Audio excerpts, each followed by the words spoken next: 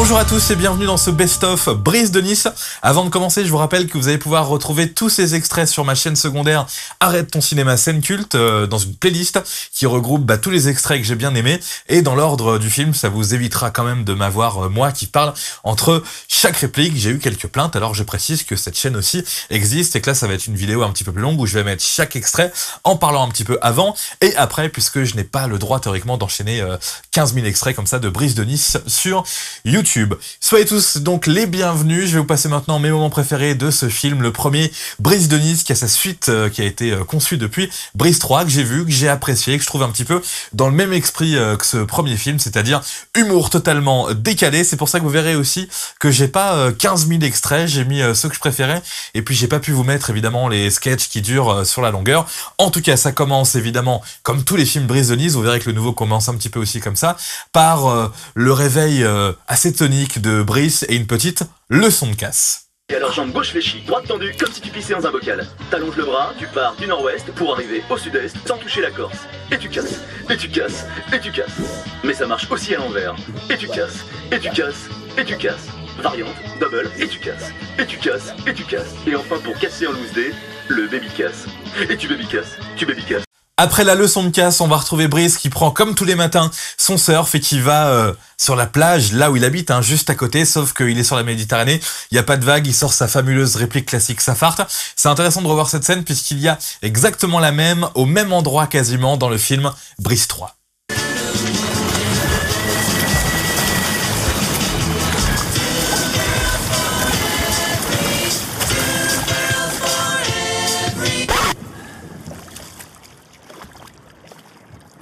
Bonjour, Salut, ça farte.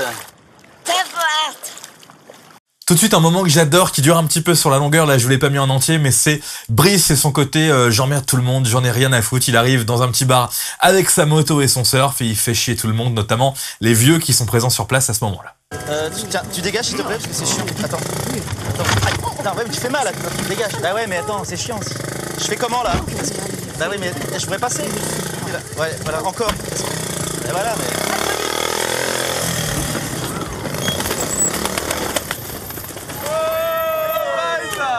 Là, on est toujours dans le début du film. On va avoir la première apparition de Delphine Chanéac, qui sera un petit peu l'amoureuse de Brice, entre guillemets. Et là, dès le début du film, on a la première grosse casse, avec le petit bruitage toujours quand Brice casse quelqu'un. C'est l'une des premières du film, et c'est sûrement la plus drôle et la plus mythique.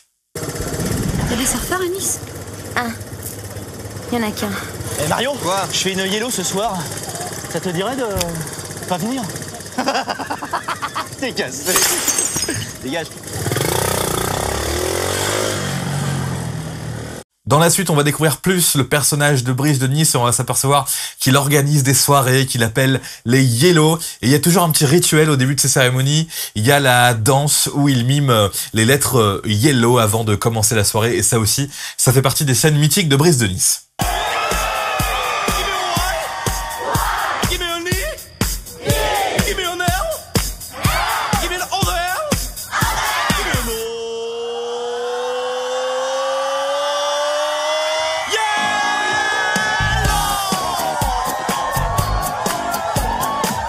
Tout va donc très bien pour Brise de Nice qui au début du film a plein d'amis, plein de gens autour de lui.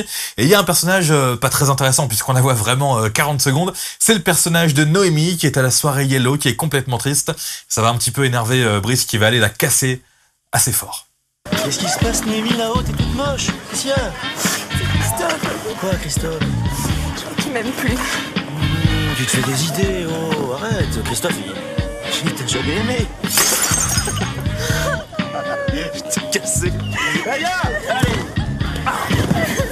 La suite reflète un petit peu le côté inhumain de Brise de Nice et puis le côté surtout très drôle, c'est quand il va à l'entrée de sa soirée faire lui-même le physionomiste et dire aux gens de rentrer ou ne pas rentrer. Là aussi, c'est savoureux. C'est bon, ça va. Ouais, toi, ouais. Et toi... Attends 2 secondes. Attends, ouais, permuté, je préfère toi. Ouais, viens. Ça va? Hein? Alors, vous êtes sublime, Mais il y en a une qui est moche. Merci. Des nadas. Première discussion maintenant entre Delphine Chanéac et Jean Dujardin dans le film Brise de Nice, où le personnage de Brise va sortir tout son ego au travers des répliques qui sont cultes et puis qui en plus ont une mélodie, une manière de sonner. Ça aussi, ça fait partie des trucs qu'on adore chez Brise de Nice. Je te fascine, hein. Viens, on parle de moi. Ça te fait plaisir de me connaître ou pas? Franchement, franchement. Ouais. Excuse ma belle, l'histoire m'appelle.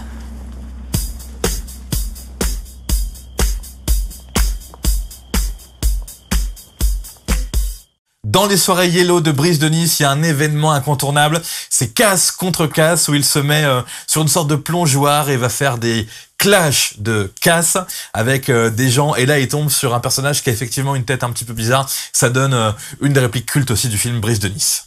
C'est marrant comme ta tête va pas du tout avec ton corps. Oh, c'est à toi là, hein. Mais casse-moi. Casse-moi. Casse-moi.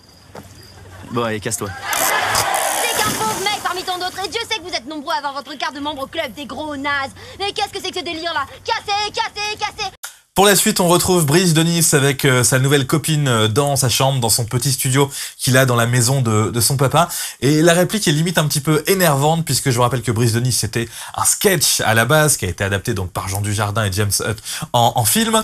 Et donc, il reprend la réplique du sketch. Pourquoi pas, fallait la caser dans le film. Sachez que cette réplique est aussi présente dans la suite Brise 3. Donc, ça fait un petit peu beaucoup. C'est l'histoire de la fameuse dent qu'il a autour du cou.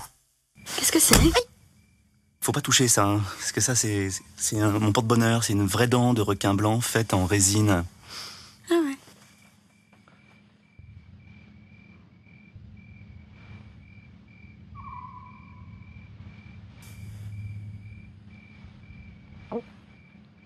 Bon, pour que le film s'installe, évidemment, Brice ne va pas vivre la grande vie comme ça, il va bien y avoir des péripéties. Il va y avoir un problème avec son père. Son père, c'est un personnage un petit peu énigmatique, qui est blanchisseur d'argent pour la mafia, en gros, et qui va se faire coincer. Ça donne une scène assez intéressante avec un personnage qu'on voit pas beaucoup dans le film, qui est un petit peu la gouvernante de Brise de Nice, qui est juste extrêmement drôle, surtout quand elle veut se faire consoler par Brice, qui a pas spécialement envie de la consoler, ou qui en tout cas n'a pas envie qu'on abîme son t-shirt jaune Brise de Nice. Mais qu'est-ce qui nous arrive? Ça va aller, ça va aller, ça va aller, ça va aller. Ah, attends. Passe mon t-shirt, c'est chiant. Attends, excusez-moi, vraiment, tu... J'adore ce personnage de la gouvernante qu'on voit aussi partir dans le film avec sa petite voiture, une sorte de petite Fiat 500 décapotable. C'est peut-être un hommage à la bande dessinée quand elle dit ciao bambino comme ça. C'est assez intéressant. En tout cas, c'est quelque chose qui évoque plein de choses. Brise va devoir travailler dans la suite du film. On va l'envoyer dans un restaurant très très chic. Et là, c'est la rencontre terrible entre les gens chics et l'univers de Brise de Nice et ses répliques toujours cultes. Tu regardes bien ma mère, s'il y a du swell, tu m'appelles, ok?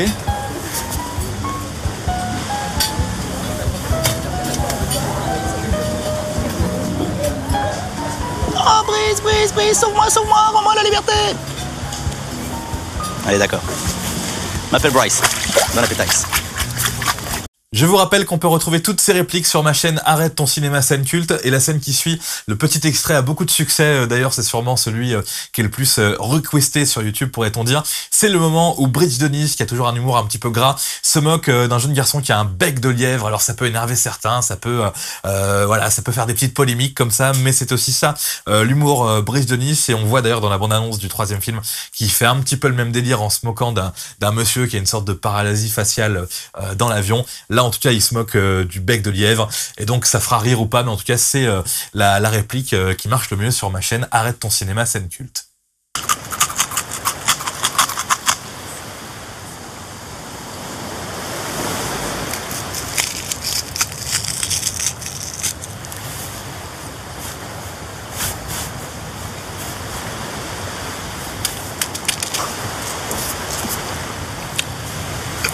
Brise de Nice est un personnage à l'univers unique, très égocentrique.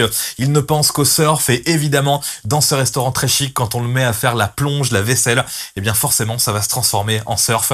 Et j'adore la tête du comédien qui fait le patron du resto quand il voit les dégâts créés par Brise de Nice.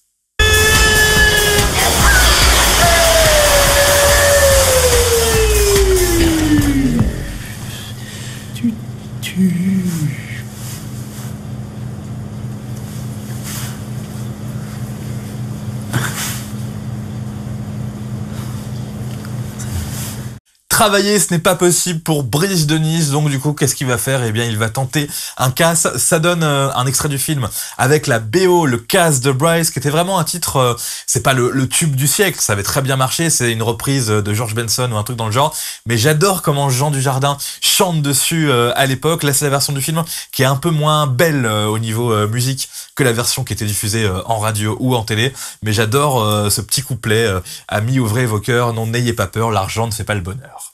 Amis, ouvrez vos cœurs, non n'ayez pas peur, l'argent ne fait pas le bonheur. Le fric ça rend méchant, moi c'est différent, je suis né dans le luxe, c'est mon élément. Pas le tien apparemment. Donne-moi du cash. Voilà, là on est dans un univers encore très fictif, très coloré, très bande dessinée pour ce casque, qui est quand même quelque chose de réel dans le film, puisque dans l'extrait suivant, on va voir Brice qui s'échappe de la banque d'une manière très spéciale et qui va sortir sa réplique culte Safart devant des policiers un petit peu complètement troublés.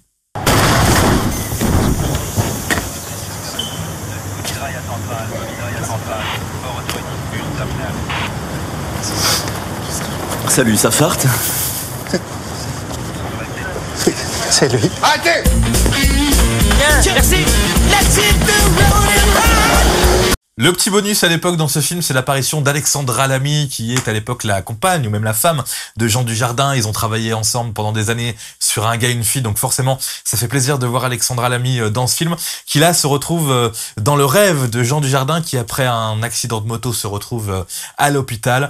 Et la scène est assez savoureuse dans la manière dont Jean Dujardin finit par se rendre compte que tout ça n'est qu'un rêve et qu'il est bien à l'hôpital. Excuse-moi, depuis tout à l'heure, je te fais complètement du bien et je sais même pas comment tu t'appelles. Attends, Karen la sirène. Irène la sirène. Ariel, c'est Ariel? Ariel? Chantal. Ah, c'est pas mal. Ça, c'est marrant, tes écailles, elles ont changé de couleur, t'as vu? Ah oui, non, mais ça c'est normal, c'est parce qu'on a fait l'amour. Ah bon? Brice de Nice est donc à l'hôpital, même menotté, puisque évidemment il a fait une course-poursuite avec la police, il a même inclus avec lui le personnage de Marius. Ça y est, Clovis Cornillac apparaît dans le film, alors c'est assez savoureux Clovis Cornillac, la manière dont il s'exprime, ce personnage de Marius qui a du mal à parler, qui est un petit peu très spécial, c'est une vraie performance de comédien je trouve de la part de Clovis Cornillac, et là tous les deux sont sur leur lit d'hôpital en train de rendre complètement dingue l'avocat de Brice de Nice. Je vais être clair, je suis un tout petit peu obligé de m'occuper de vous. Alors, soit vous me signez ce papier, soit vous vous démerdez tout seul parce que... Parce que quoi? Mais parce que j'ai autre chose à foutre! Oh! Il te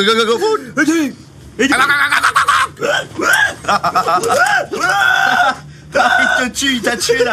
Alors vous aurez peut-être noté dans cette scène la présence d'un monsieur en arrière-plan qui faisait partie des Nous c'est nous. Qu'est-ce que c'était que les Nous c'est nous? Bonne question, c'est dur à expliquer. C'était un petit groupe d'humoristes qui était assez soutenu par le présentateur télé Patrick Sébastien, qui leur faisait faire plein de conneries dans ses émissions. Dedans il y avait Jean Dujardin, il me semble qu'il y avait Bruno Salomon aussi, et puis d'autres personnages un peu plus secondaires comme celui qu'on voit à l'arrière-plan. Et à ma connaissance, à part Bruno Salomon, donc ils sont pas présents dans le film Brice 3. À vérifier quand même.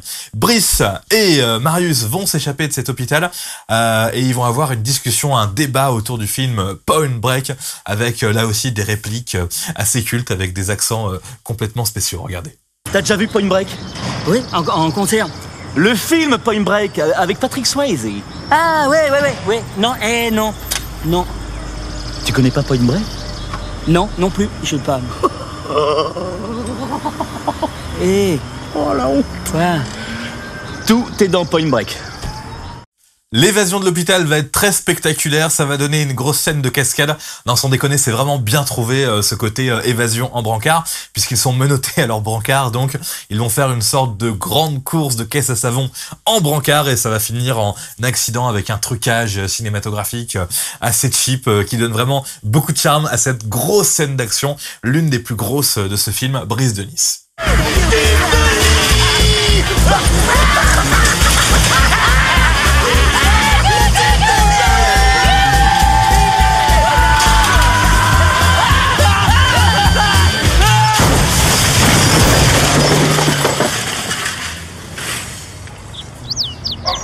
Brice et Marius vont quitter Nice et là ça va partir dans une embrouille assez drôle entre les deux. On va vraiment avoir ce que j'aime dans ces deux personnages, les difficultés à s'exprimer de Marius avec l'ego et le côté j'ai toujours raison de Brice de Nice.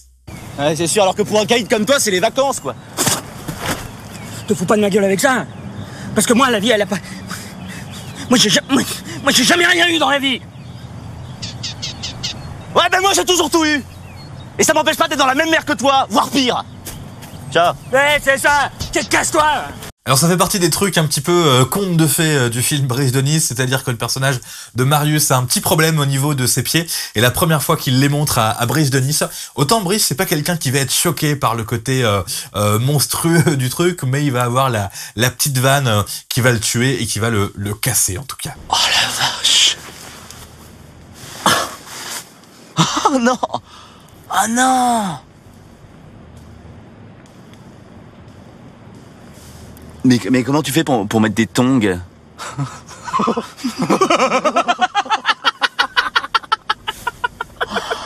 Première rencontre entre Brice de Nice et le personnage interprété par Élodie Bouchez. Je répète un peu ce que je dis à chaque fois, je trouve qu'elle est sympa et qu'on la voit pas assez au cinéma. Là, il y a un petit délire de réplique entre les deux et puis comme d'hab, Brice de Nice, il a la petite répartie qui rime qui va très très bien. T'es debout là? Ouais, pourquoi? Non, parce qu'on dirait que t'es loin. Allez hop, ça c'est fait. Belle planche.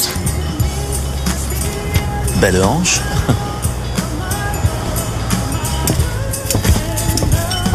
Là, une fois de plus, on va encore retrouver l'ego surdimensionné de Brice de Nice lors d'une partie de beach volley avec un trucage assez mal fait aujourd'hui, pourrait-on dire, mais ça fait aussi le charme du film.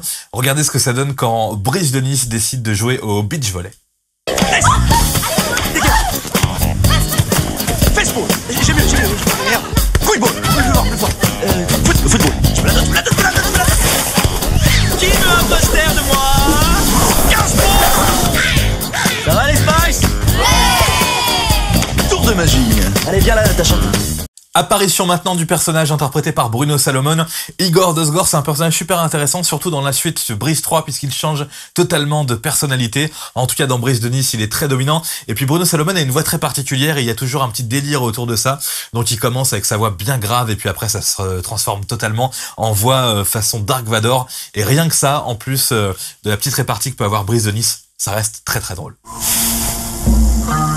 T'es qui, toi? Tequila. Brice de Nice. Ouais, moi c'est Igor Dosgor. Igor Dosgor? Cherche pas, t'as tort. Répète, j'ai total forget. Igor Dosgor. Alors jusqu'à maintenant, en regardant le film, on pourrait dire quand même que Brice de Nice est un personnage totalement idiot avec un ego incroyable. Et à un moment, il va avoir quand même un éclair de lucidité. Quand il fricote avec la petite sœur d'Igor Dosgor et qu'elle lui avoue qu'elle a 16 ans, eh bien, il se sauve. On peut quand même dire que pour un personnage de surfeur totalement idiot, eh ben, c'est plutôt intelligent et en plus, la réplique est assez drôle aussi. Ah, arrête, c'est chiant. Arrête, j'aime pas ça. Non, mais tu fais pas cause d'Igor? J'ai pas peur d'Igor. Non, mais ça va, j'ai 16 ans, hein. T'as 16 ans? Attends. Ouais, dans une semaine. Non. Arrête, Igor! Laisse-le! Toi, tu vas ranger ma chambre! Du côté de Sgor, la rivalité entre Brice de Nice et Igor Dosgor continue et va s'improviser un casse contre casse.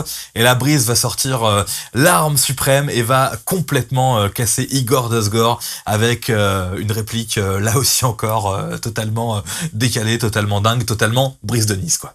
Il s'auto-casse! Yo. Tu sais, Igor, t'es comme le CCDI de surf. T'existes pas. C'est fracassé, j'ai gagné! Igor, tu sors! Non, casse-toi!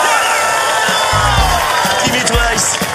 Voilà, on arrive à la fin du film. Alors finalement, j'ai pas mis beaucoup de répliques, j'ai mis vraiment celles qui étaient courtes et efficaces selon moi. J'ai pas trop parlé de l'intrigue du film jusqu'à maintenant. On a vu que Brice était un enfant de parents très très riches qui vivait la grande vie à Nice jusqu'à ce que son père se fasse rattraper par la justice. Ensuite, il a pas envie de travailler, alors il fait un braquage, il se fait poursuivre par la police, il se réfugie à Osgore où il tombe sur Igor Dosgor et où une grande compétition de surf est organisée. Il va tenter de la faire, voilà, et puis il va totalement échouer. Et c'est à ce moment-là qu'on peut dire que le personnage de Brice de Nice a quand même une profondeur plus importante que ce qu'on pourrait croire quand on le voit échouer totalement et se faire secourir par les jeunes femmes de la sécurité. On se dit que ce personnage a sûrement, c'est même sûr, eu une enfance très difficile pour en arriver jusque-là. Je vais pas faire une analyse du personnage de Brice de Nice. Brice 3, je le recommande pour ceux qui ont aimé ce film-là. Allez le voir, voilà, si vous aimez l'humour de Brice de Nice, si vous avez aimé les répliques que je vous ai passées jusqu'à maintenant. Je termine avec la réplique de fin, la rencontre entre Brice de Nice et Alice de Nice. Alexandra Lamy, non, ce n'est pas une sirène, elle existe bel et bien, et évidemment, on peut se dire que ce sera le bonheur de la rencontrer pour Brice de Nice. Alice? Ouais, Alice de Nice. Ouais. Alice the Nice. Ouais. Ouais. C'est moisi comme nom. Je t'ai cassé!